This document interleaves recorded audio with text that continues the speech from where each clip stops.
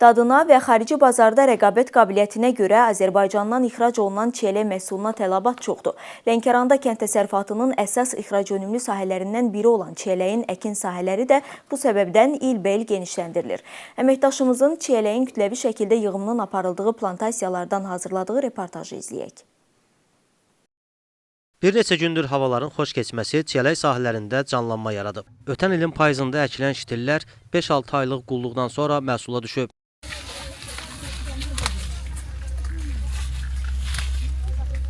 Bir ay yaxındır ki, istixanalarda çiyələyin yığımı aparılır. Çiyələyin yığım mövsümü yeni başladığı üçün fermerlər hələlik bir qədər az məhsul tədarük etdiklərini deyirlər. May ayının ortalarından başlayaraq hər hektardan 40-50 ton məhsul götürmək mümkün olacaq. Cənub rayonlarında əsasən çiyələyin yerli iqlimə tez uyğunlaşan məhsuldar sortların əkininə üstünlük verilir. Rayonda çiyələk ən çox Vilvan, Cil, Şağlaser və Boladı kəndlərində əkilir. Əkilən bütün sahələr müasir suvarma sistemlərindən istifadə edilməklə suvarılır.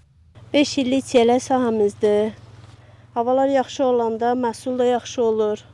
Bu yaxın günlərdə rayonumuza güclü yağışlar oldu. Açıq sahədə nə qədər çiyələyimiz vardı, hamı məhv oldu.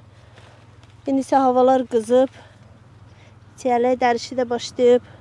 Belə getsə hər şey yaxşı olur.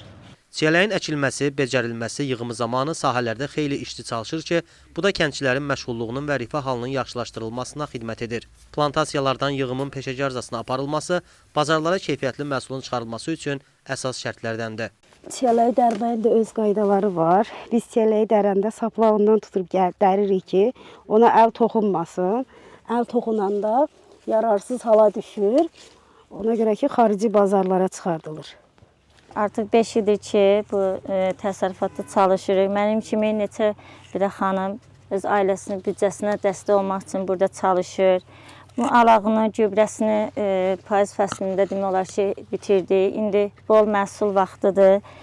Gözəl məhsullar dəririk. Bağlardan yığılan məhsul bir müddət soyuducu ambarlarda saxlanıldıqdan sonra Rusiya və MDB ölkələrinin bazarlarına göndərilir. Plantasiyalara yaxın ərazilərdə soyuducu ambarların fəaliyyət göstərməsi fermerlərin işini rahatlaşdırır. Məhsul soyuq temperaturda keyfiyyətli şəkildə ünvana çatdırılır. Lənkəranda ötən il 312,5 hektar çiyələk sahəsi mövcud olub.